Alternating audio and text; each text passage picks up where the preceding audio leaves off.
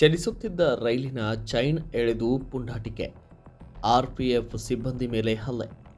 ಗಳೂರು ಸಮೀಪ ಚಲಿಸುತ್ತಿದ್ದ ರೈಲಿನ ಒಂದರಲ್ಲಿ ಪುಂಡರ ಗುಂಪೊಂದು ಚೈನ್ ಎಳೆದು ರಾದ್ಧಾಂತ ಸೃಷ್ಟಿಸಿದ ಘಟನೆಯೊಂದು ನಡೆದಿದೆ.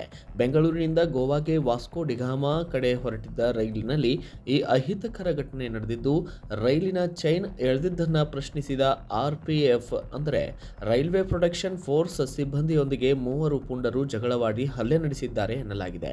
ಈ ಸಂಬಂಧ ಆರ್ಪಿಎಫ್ ಸಿಬ್ಬಂದಿ ಯಶವಂತಪುರ ರೈಲ್ವೆ ಪೊಲೀಸ್ ಠಾಣೆಯಲ್ಲಿ ದೂರು ದಾಖಲಿಸಿದ್ದಾರೆ. ಇನ್ನು ಇದಕ್ಕೆ ಸಂಬಂಧಪಟ್ಟಂತೆ ರೈಲು ತಡೆದು ಸಿಬ್ಬಂದಿ ಮೇಲೆ ಹಲ್ಲೆ ನಡೆಸಿದ ಆರೋಪದಡಿ ಮೂವರು ಆರೋಪಿಗಳ ವಿರುದ್ಧ ಕೇಸ್ ದಾಖಲಾಗಿದ್ದು, ಚೈನ್ ಎಳೆದಿದ್ದ ಮೂವರನ್ನ ಆರ್ಪಿಎಫ್ ಸಿಬ್ಬಂದಿ ವಶಕ್ಕೆ ಪಡೆದುಕೊಂಡಿದ್ದಾರೆ.